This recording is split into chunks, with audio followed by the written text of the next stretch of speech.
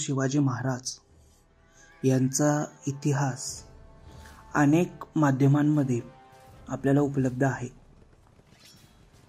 आजकाल तर सोशल मीडियाच्या माध्यमातून आपण जेव्हा छत्रपती शिवाजी महाराजांचा इतिहास जाणून घ्यायचा प्रयत्न करतो तेव्हा खरा इतिहास, खोटा इतिहास किंवा जाणून बुजून इतिहासामध्ये केलेली तोडमोड आपण सोशल मीडिया माध्यमांवर बघत असतो।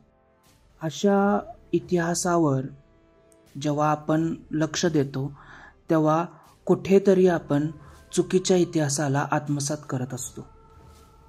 छत्रपती शिवाजी महाराजांचा इतिहास फक्त सोशल माध्यमांवरच नाहीये, पुस्तक रूपातही कादंबऱ्या, छोटेखानी पुस्तकं, काहीशी लेख आणि वर्तमानपत्र यांमध्ये काही लेख छापून येतात। आता हा इतिहास ज्याने कोणी लिहिला आहे त्याबद्दल आपण सहसा लक्ष देत नाही। त्यांनी जो लिहिलेला इतिहास असतो त्यामागे त्यांचा अभ्यास नसतोच असंही नाही किंवा असतोच असंही नाही।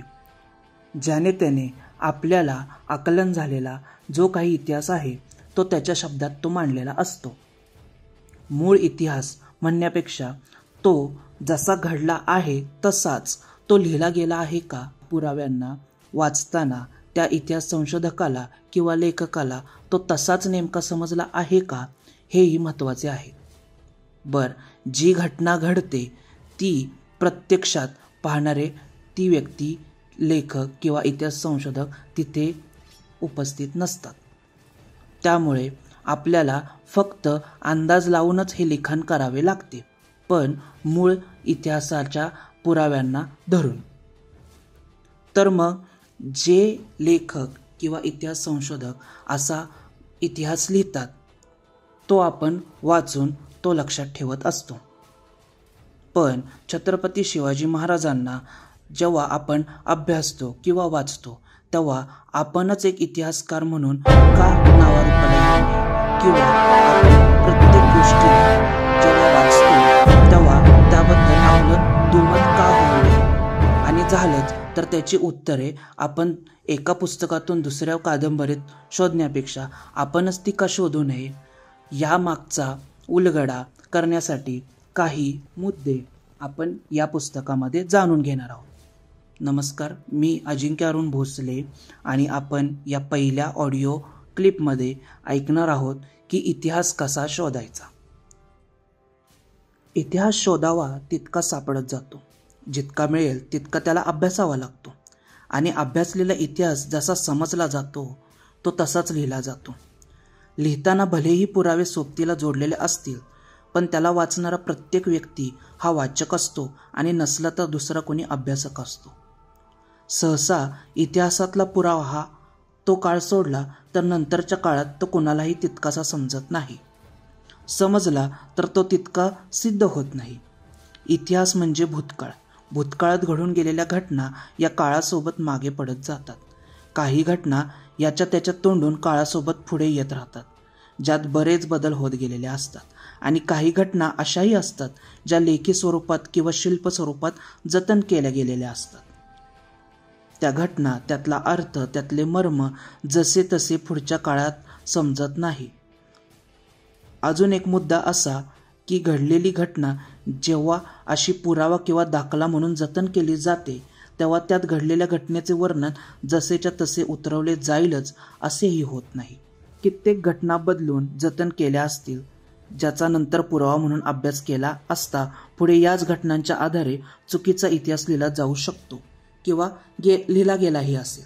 मागे पडलेल्या अशा कैक पुराव्यांकडे सहसा कोणी फिरकत नाही। ज्या काळात त्या पुराव्यांना अस्सल म्हणून घोषित केलेलं असतं त्या पुराव्यांवर कित्येकांची शंका जळमट बनून पसरलेली असते। नव्या पुराव्यांच्या अस्सलपणात आणखीन नव्या घटना पुढे येत राहतात।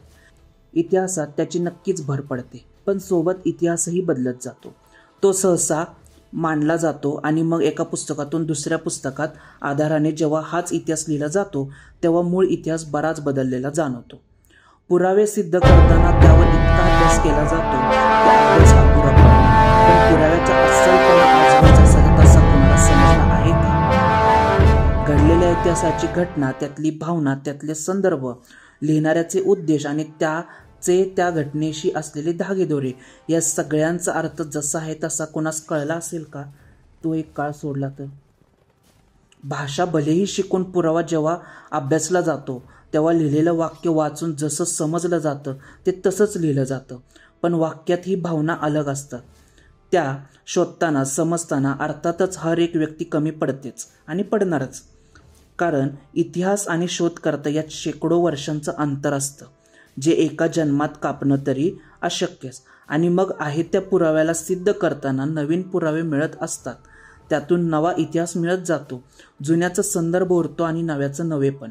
आणि या दोघांचं संतुलन करण्यासाठी करावी लागते कल्पना. आणि अस्सल पुराव्यानिशी लिहिलेला इतिहास म्हणजे निव्वळ कल्पनाच, आणि कल्पनेवर सहसा शंका घेतली जात नाही. इतिहासाच्या पुराव्यांच्या या वेगवेगळ्या माहितीमुळे इतिहासाची दोन दुतोंडी प्रतिमा समोर येते. एक जी असते अस्सल पण पूर्णपणे ठाम नसलेली, दुसरी असते कल्पनेसोबत अस्सल मांडलेली. अशा दोन्ही लेखणीतल्या इतिहासावर शंका ही कायम असतेच. शंका असल्यास त्याचं निरसन होणं गरजेचंच आहे, पण पुरावेच जर का निरसन करू शकत नसतील तर लिहिणारा तरी काय निरसन करू शकेल?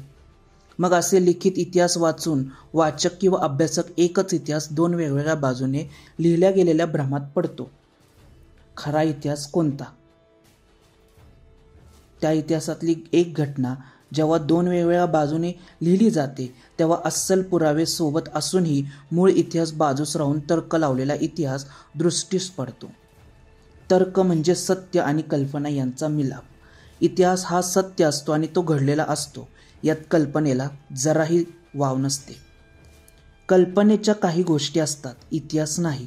पण इतिहास लिहिलाच गेला नाही यापेक्षा काहीतरी लिहिला गेलाय असा विचार बरा आहे. अशात मग इतिहास वाचून अभ्यासून समाजात पडलेले दोन गट आपापल्या परीने इतिहास संशोधन सुरू करतात. लागणारे पुरावे हे अस्सल असावेत म्हणून कष्ट घेणारे इतिहास संशोधक बऱ्याच खटपटी करत असतात. आपल्या आयुष्यातील प्रत्येक वर्षाने वेळ त्यांची घालत असतात. मिळालेले पुरावे सिद्ध करत हे अस्सल इतिहासाच्या प्रती लिखित स्वरूपात समाजापुढे आणत त्यांचं काम सुरू असतं. पण लिहिलेल्या इतिहासाबद्दल शंका नसेल तर तो इतिहास कसला? सगळे पुरावे आपल्यालाच मिळाले किंवा मिळतील असे नाही. प्रत्येक पुराव्यात जुळेने तिळे पुरावेही असतातच.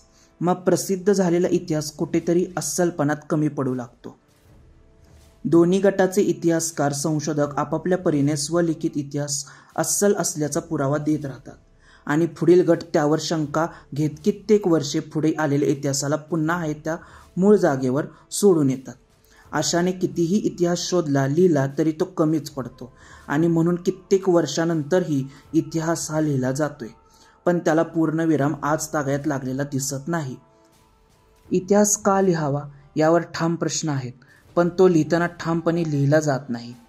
ही एक कम बाजू ही समजायला हवी. मिळालेले पुरावे सिद्ध करण्यासाठी काही काळ निघून जातो. हातचे पुरावे सिद्ध होण्यात या जाणाऱ्या वेळात आणखीन काही पुरावे मिळत जातात आणि मग नव्या पुराव्यांवर पुन्हा शंका घेतल्या जातात, ज्या कारणामुळे आधीच्या पुराव्यांकडे दुर्लक्ष होतं आणि नवीन पुरावे जुना इतिहास नव्याने सिद्ध करायला तयार होतात. मागे पडलेल्या अशा कैक पुराव्यांकडे सहसा कोणी फिरकत नाही. ज्या काळात त्या पुराव्यांना अस्सल म्हणून घोषित केलेलं असतं त्या पुराव्यांवर कित्येकांची शंका जळमट बनून पसरलेली असते. नव्या पुराव्यांच्या अस्सलपणात आणखीन नव्या घटना पुढे येत राहतात. इतिहासात त्याची नक्कीच भर पडते.